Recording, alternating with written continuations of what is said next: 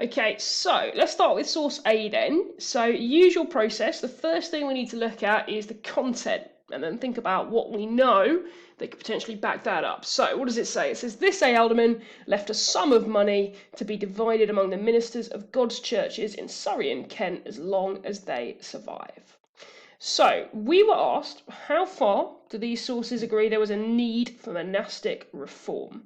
Okay, so what does this source suggest to us? Well, as long as they survive. Does that sound particularly confident to you? Does that sound like the church is doing well and it's strong and there's no need to change anything or fix anything? Not really. It's a little bit like we saw in Eadred's will when he was leaving money to the people of England just in case something bad happened.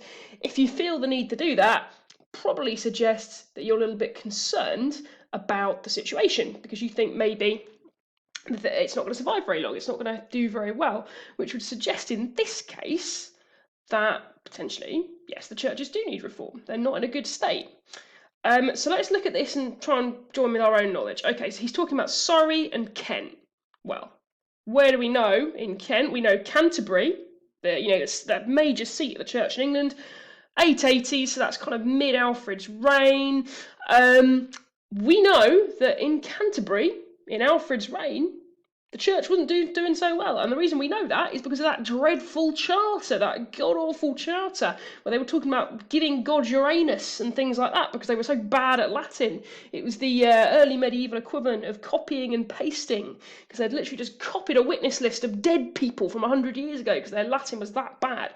So that would suggest that, yeah, this is probably pretty accurate, because we know that in Kent, things were bad.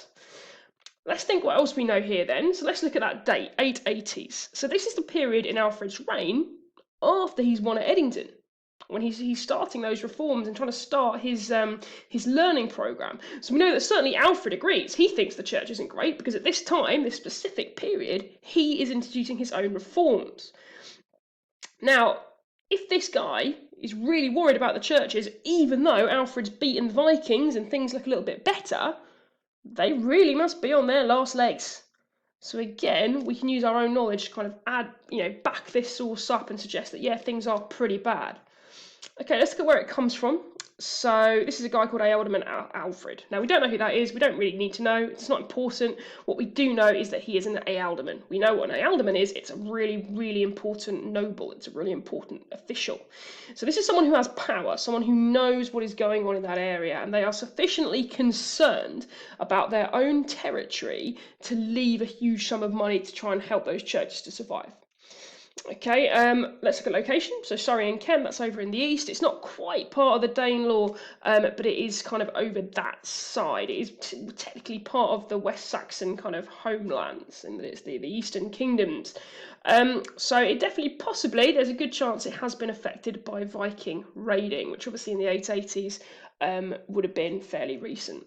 So yes, I think source A, I mean, if we kind of turn all that over in your head, does that suggest they need to reform? What do you think?